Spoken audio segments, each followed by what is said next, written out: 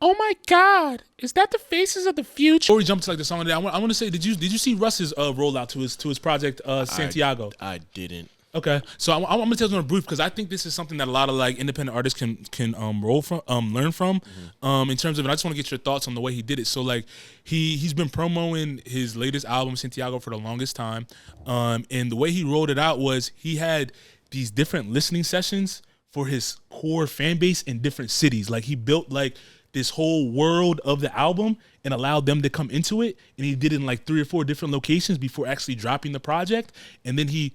Obviously, people out there, he did hand signed CDs, things of that nature, and allowed them to come into the world and made them feel like they were part of the process and like being in the world. Do you think that's beneficial when it comes to artists coming up? Do you think they can learn from that? Do you think people should start doing things like that to grow their core fan base, or do you think kind of it only works for somebody that is on like that? No, I mean, you got to be innovative on how you want people to listen to your stuff. Like, I mean, we already just talked about him, but Burna Boy kind of did the same thing where he was like, yo, like I'm doing like a whole national like group listening party. Like, right. Besides the New York joint, like we have it at every single record shop. Right. You guys are going to listen to it collectively, see how y'all feel, see how y'all like the album.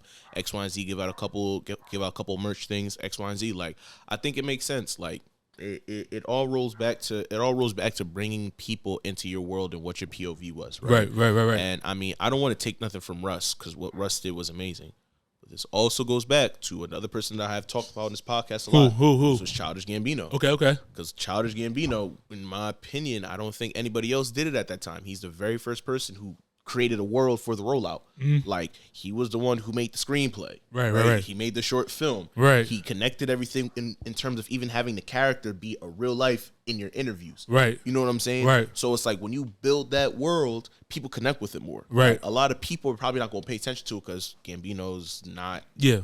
We're not going to get into that, but it's like people, when you see someone create a world for your album, you kind of understand and you kind of connect with the music better because, like, okay, imagine a world where you're actually looking at interconnectivity, or you're looking at a world where you're looking at a bunch of girls doing coke and doing drugs and having sex, kind of like The Weeknd does. Right. You know what I'm saying? And self-discovery, ideas, X, Y, and Z. A world where Russ is creating. Like, when you look at that, it helps music connect to the listeners better. Whether, even if you don't like the record, you appreciate the record a lot more because you understand the thought process that went into it. Not because it's just like, oh, like, niggas just got tracks. And Yeah. I like it. Yeah. You know what I mean? Nah, yeah, I agree. I just kind of like when we said, just having that physical connection. When it comes to like making that project, so the consumers can come to see your world. You know what I mean? When people do drop projects, I feel like things are supposed to go back to physical promo versus more the intangible promo. Right. You know what I mean? Because I feel like now, like, everything's so digital.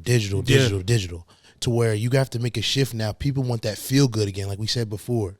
So I feel like that physical promo is more of a necessity now. Yeah, you gotta bring people outside the internet world. Yeah. Like, because a lot of people are getting to the point where the internet kind of is starting to get a little bit overwhelming. Exactly. Very overwhelming. Not from a music standpoint, just from like a life standpoint. Yeah. Everything is digital. I have to go on my phone to buy something. I have to PayPal through X, Y, and Z. Like, imagine me now, my favorite artist is saying, all right, let's turn off our phones. Let's go to some place and experience something rather than just say you plug in your headphones and you plug into your own world rather than me just connecting with different people who have a common interest, which is an artist, culture, or some type of whatever to do something. You know what I mean? And I feel like, bro, kind of just piggybacking off what you said, that as far as just like the music space, that kind of just separates who's an actual artist and who just makes music just to make music. Exactly. Yeah. And I you know what I mean? Yeah. And I think, like I said, that's why I want to touch on it briefly because like the project was very good, but I don't think like that was the best part of his project. I think the rollout and the way he did it, I was very impressed with it. And I think a lot of people can learn from it, bro. Like I think a lot of people can learn from it.